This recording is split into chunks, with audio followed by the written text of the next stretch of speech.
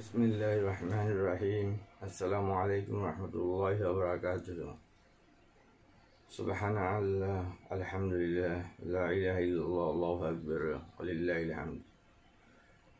প্রিয় দেশবাসী, সবাইকে জানাই আমার পক্ষ থেকে সালাম। আসসালামু আলাইকুম রহমতুল্লাহি ওয়া বারাকাতুহু।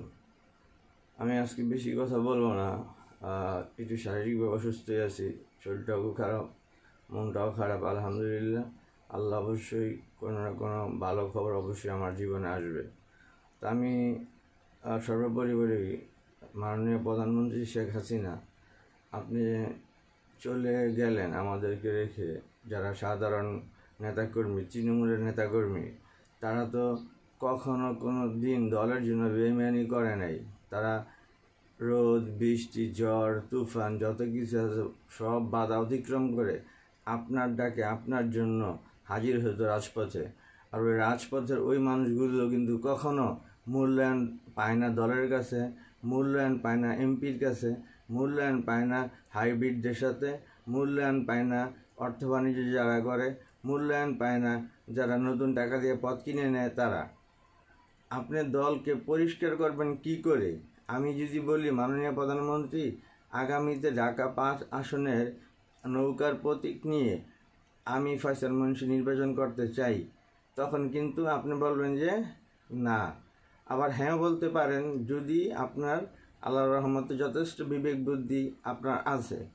তো কিন্তু আপনার আশেপাশে যারা আছে তারা তো সব বিক্রি হয়ে গেছে, তারা কেনা ছিল, তারা টাকা দিয়ে নমিনেশন কিনে নির্বাচন করছে। তা আমরা মধ্যবিত্ত পরিবারের ছেলেমেয়েরা, আমাদের মধ্যবিত্ত পরিবারের ছেলেপেলেরা, তারা কি স্বপ্ন দেখতে পারবে না যে তারা এমপি হবে, মন্ত্রী হবে, দেশ চালাবে? তো এই যোগ্যতাটুকু কি আমাদেরকে এখনও হয় নাই? ঠিক আছে, কিন্তু যা হয়েছে তাতে মনে করি যে আমরা পারবো।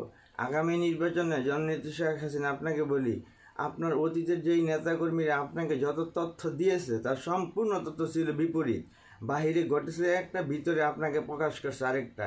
এই জন্য আপনি বুঝতে পারেন না কে আপন কে পর, কে আপনার পাশে থাকবে সারাক্ষণ। এক আল্লাহ ছাড়া আসলে দেখা যায় কেউ কারো আপন না। নেত্রী, আমি আমার জীবন আপনার জন্য দিব এই কথা কখনো বলবো না। আমি এটা বলবো, নেত্রী, আমি আপনাকে বাঁচানোর জন্য আপ্রাণ চেষ্টা করব, কিন্তু যদি আমার জীবন নাশের হুমকি থাকে বা অবস্থা সিচুয়েশন এমন হয়, তাহলে আমি আমার জীবন নিয়ে ফিরে আসবো। আমি আপনাকে বাঁচাতে পারবো না, কারণ আমার জানের দাম আপনার জানের থেকে অনেক বেশি। তা আমি বলি, আপনার কাছে অনুরোধ করে বলি, আজ আমাদেরকে থ্রেট করা হচ্ছে, হুমকি দেওয়া হচ্ছে যে আমাদেরকে মেরে ফেলবে, দেখে নিবে। আমরা আওয়ামী লীগ কেমনে করি, কিসের নেতা, তোর মতো নেতাকে আমরা গণায় ধরি না, কত ধরনের কিছু আমরা এখন শুনতেছি, আমাদের শুনতে হয়।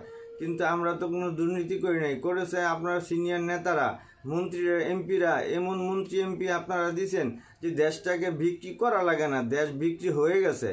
আপনার কাছে রিকোয়েস্ট করি, আগামী নির্বাচনে আপনি তৃণমূলের লোকদের থেকে ও যুবকদেরকে আগামী এমপি ইলেকশন করার জন্য নমিনেশন আপনি নিজ হাতে দেন।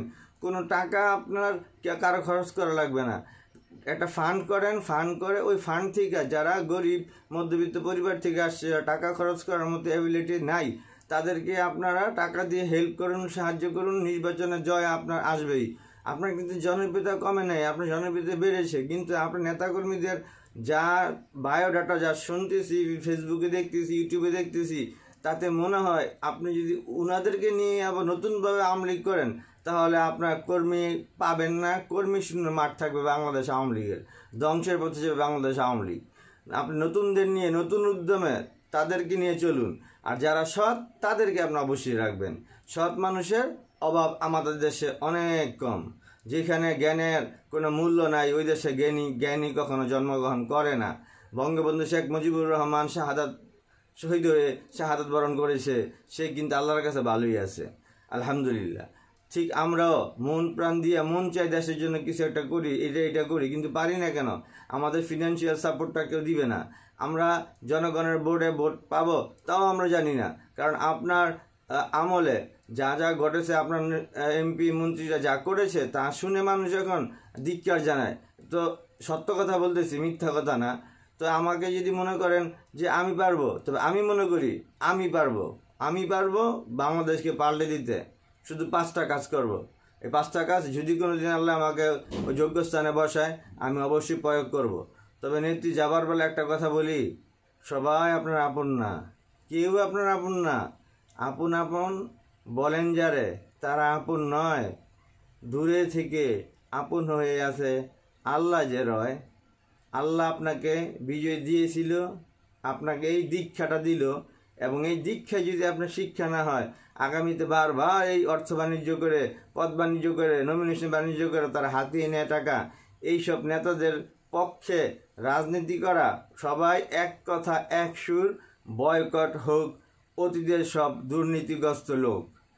যাবার বেলায় বলি, বাবার মতো হন নেত্রী, কঠিন হস্তে তাদেরকে দমন করুন, নতুনদের সুযোগ করে দিন। যুবকদের হাতে যদি থাকে ক্ষমতা, পথ হারাবে না বাংলাদেশ, এটা আমার বিশ্বাস, এটাই আমার ভরসা। ইনশাআল্লাহ, আমিন। জয় বাংলা, জয় বঙ্গবন্ধু।